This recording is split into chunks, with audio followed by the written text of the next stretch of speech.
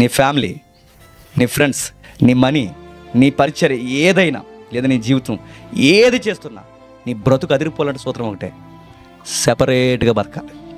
ఎప్పుడైతే ప్రత్యేకంగా బతుకుతావో నీ ఫ్యామిలీని దేవుడు చాలా బ్లెస్ చేస్తాడు.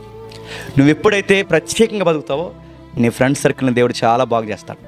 నువ్వు ఎప్పుడైతే ప్రత్యేకంగా బతుకుతావో నీ ధన సమృద్ధిలో నీకు కావాల్సిన సమృద్ధిని దయచేస్తాడు. నువ్వు ఎప్పుడైతే ప్రత్యేకంగా బతుకుతావో దేవుడు అన్నాడు, ఎల్లకాలం నీతో నేను ఉంటాను, నువ్వేమీ భయపడకు.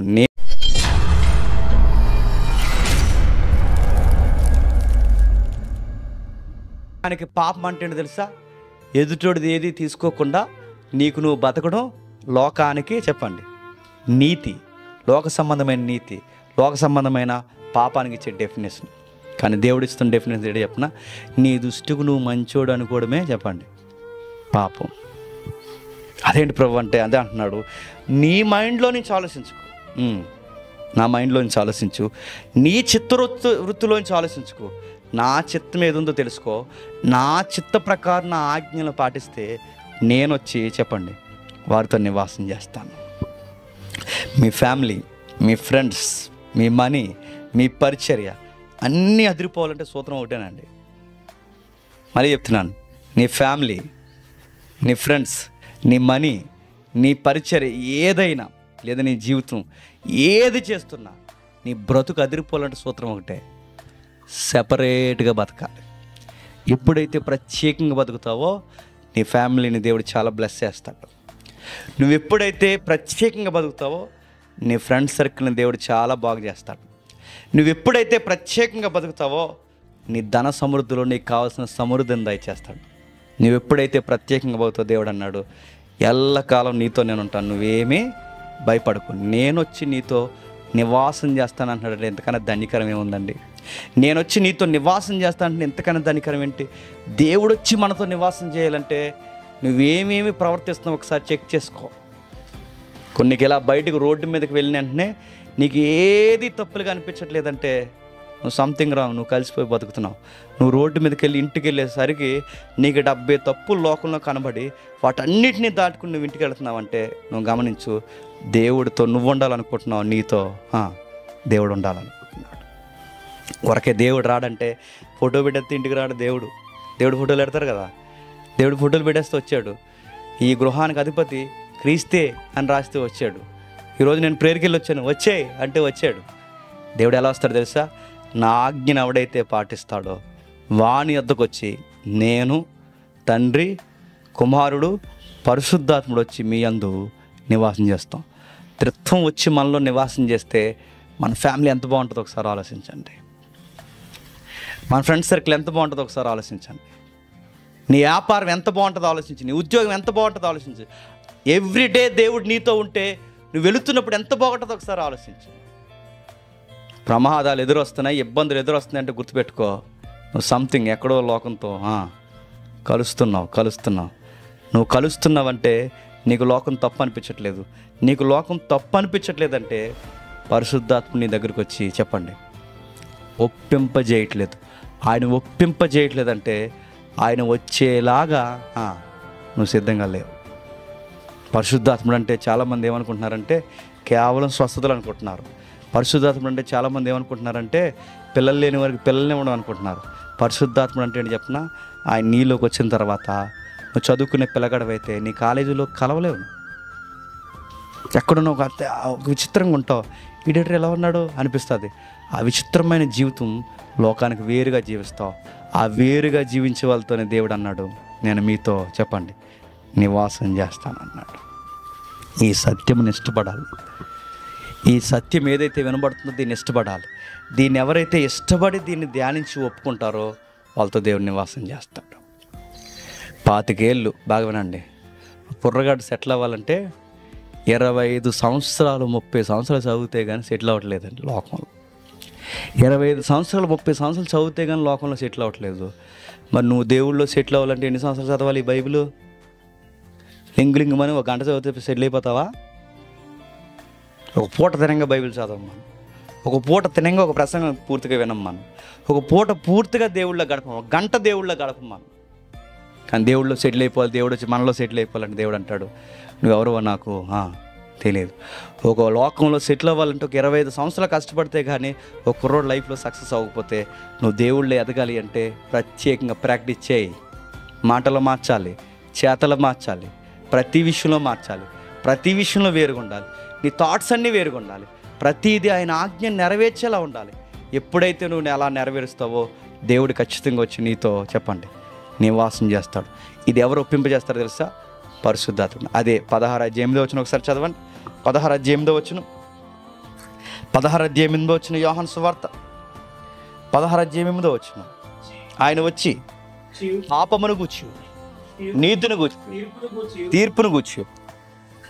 లోకమునంటే లోకం చెడ్డదని మనల్ని ఒప్పుకొని చేయను. అక్కడ టెర్మినాలజీ ఇలానే ఉంది, మూలంలో ఇలానే ఉంది. లోకం చెడ్డదని లోకాన్ని ఒప్పింపజేయడం కాదు, ఎందుకంటే అది చెడ్డది, అది ఆల్రెడీ దానికి ఎక్కదు. లోకాన్ని ఒప్పింపజేయడం కాదు, లోకం చెడ్డదని చెప్పండి మనల్ని ఒప్పింపజేస్తాడు. లోకానికి నీతి అంటే ఏంటి తెలియదు, లోకానికి పాపం అంటే ఏంటి తెలియదు, లోకానికి తీర్పు అంటే ఏంటి తెలియదు. కానీ నీకు తెలియాలన్నీ. లోకానికి పాపం అంటే ఏంటి తెలుసా? దొంగతనాలు చేయడమే పాపం వాళ్ళకి. కానీ లోకానికి కొన్ని నీతులు ఉంటాయి, అవి వాళ్ళకి పాపంగా అనిపించు, కానీ ఆ నీతి కూడా దేవుని దృష్టికి వచ్చేసరికి ఏమవుతుందో తెలుసా? పాపంగా మారిపోతుంది. అదంతా నీకు అర్థం కావాలంటే పరిశుద్ధాత్ముడు ఉంటేనే నువ్వు చూడగలవు. ఆ స్కేల్ నీకు ఎప్పుడు అర్థమవుతుందంటే పరిశుద్ధాత్ముడు ఉంటేనే. కొన్ని చూడండి, లోకంలో దానిది ఏం తప్పు ఉందండి, ఆ మాత్రం దానికి తప్పు ఏంటంటారా వాళ్ళు ఎందుకు అంటున్నారు ఆ మాట? వాళ్ళ దృష్టిలో అది తప్పు కాదు, కానీ మన దృష్టికి అది తప్పు. మన దృష్టి ఎందుకు తప్పు అవుతుంది?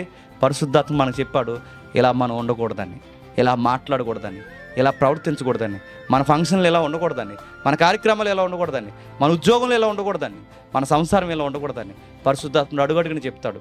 ఎప్పుడైతే ఇది ఒప్పుకొని మన ఆజ్ఞను పాటిస్తామో దేవుడు వచ్చి మనతో నివాసం చేస్తాడు. దేవుడు మనతో నివాసం చేస్తే మళ్ళీ చెప్తున్నానండి, ఆశగల మీ ప్రాణాన్ని చెప్పండి తృప్తిపరుస్తాడు. మీరు ఏదడిగినా జరిగిస్తాడు. మీరు అడిగింది మీకు జరగట్లేదంటే ఆయన మన దగ్గర నివాసం ఉండడానికి చెప్పండి ఇష్టపడలేదు. ఆయన ఇష్టపడలేదంటే కారణం ఒకటే, ఆయన ఆజ్ఞను మనం పాటించలేదు. ఆయన ఆజ్ఞ ఏంటి? 66 పుస్తకాలకు ఉంది. ఈ 66 పుస్తకాలు నువ్వేమి నేర్చుకుంటున్నావు? నేర్చుకోవడానికి ఆసక్తి ఏమైనా ఉందా? బ్రదరు ఈ డౌట్ ఏంటి, అన్న ఈ డౌట్ ఏంటి, తమ్ముడు ఈ డౌట్ ఏంటి, ఈ రిఫరెన్స్ అర్థం ఏంటి, ఇది నాకు అర్థం కావట్లేదు, దీని సంగతి ఏంటని ఎప్పుడన్నా గూగుల్ని ఎదుకావా? ఒక నెగటివ్ తీసుకుని చూసావా? ఒక వ్యాఖ్యానం చూసుకుని చూసావా? దీని సంగతి ఏంటని ఎప్పుడైనా స్పీకర్ని అడిగావా? ఏ ఆజ్ఞ నేర్చుకోవడానికి మనం ముందుకు రాం. అసలు బైబిల్ రెఫరెన్స్ ఏంటన్నా, ఈ పుస్తకం యొక్క నేపథ్యం ఏంటి, దీని సంగతి నాకు అర్థం కావట్లేదు, ఈ ప్రకటన గ్రంథం నేపథ్యం ఏంటని ఎప్పుడన్నా అడుగుతావా?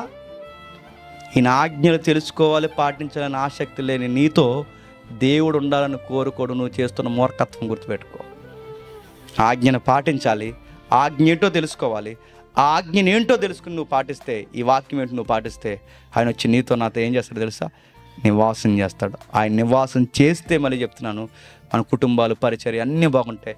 ఆటంకాలుగా అనిపిస్తాయి, కానీ ఆయన వస్తాడు, రెప్పపాటున మన పరిస్థితులన్నీ చెప్పండి మార్చేస్తాడు. దేవుడు మనతో ఉంటే ఇంకంతకన్నా ధన్యత ఏముందండి? దేవుడు మనతో ఉంటే దేవుడితో మనకి ఎంత క్లోజ్ సర్కిల్ ఏర్పడాలి చెప్పనా? ఎమ్మెల్యే ఇంటికి, ముఖ్యమంత్రి ఇంటికి మనం వెళ్ళామనుకోండి, ఎక్కడో ప్రాకారం ఉంటుంది, కాంపౌండ్ హాల్ ఉంటుందిగా, ఒక గేటు తీస్తారు. లోపలికి వచ్చిన వెంటనే మనం వెంటనే ఆ పెరట్లో నిలబడి లేదా ఆ గార్డెన్లో నిలబడి నేను ఎమ్మెల్యే ఇంటికి వెళ్ళాను గార్డెన్లో చెప్పుకుంటే గొప్ప కాదు, బాల్కనీ నుండి మాట్లాడితే గొప్ప కాదు. నీకు ఎమ్మెల్యేతో ముఖ్యమంత్రితో క్లోజ్నెస్ ఉందన్నది గుర్తుని చెప్పిన, ఆయన బెడ్రూమ్లోకి వెళ్ళి ఆయన మంచం మీద కూర్చొని ముఖాముఖిగా మాట్లాడితే నీకు ఎంత క్లోజ్నెస్ ఉందని ఎలాగైతే అర్థమవుద్దో, దేవుడితో మనకు అంత క్లోజ్నెస్ ఉండాలట. మనం ఎక్కడి వరకు చెప్పుకుంటాం చెప్పిన, ఆ బాల్కనీ దగ్గరికి వచ్చి, అంటే చర్చికి వచ్చి, మీకు అర్థమవుతుంది, చర్చికి వచ్చి నేను దేవుడి దగ్గరికి వెళ్ళాను, నువ్వు బాల్కనీలో ఉన్నావు, ఇంకా నువ్వు ఎక్కడి వరకు వెళ్ళాలంటే దేవుడి నివాస స్థలం, అంటే ఆయన నీతో కూర్చుని ఎంత దగ్గరికి వెళ్ళాలి. చర్చిలో కూర్చుని మనం దేవుని దగ్గరికి వచ్చాం అనుకుంటున్నాం, కాదు, ఇంకా ఆ గార్డెన్ దగ్గర ఉన్నావు, నువ్వు ఆయన దగ్గర రావాలి, నీతో కూర్చోవాలి, నీతో మాట్లాడాలి, నీ చాలా డిస్కషన్ చేయాలి, నేను గైడ్ చేస్తుండాలి. నా దేవుడు నన్ను ఎలా చెప్తున్నాడు, ఆ పని నేను చేయలేనని ఒప్పుకోవాలి.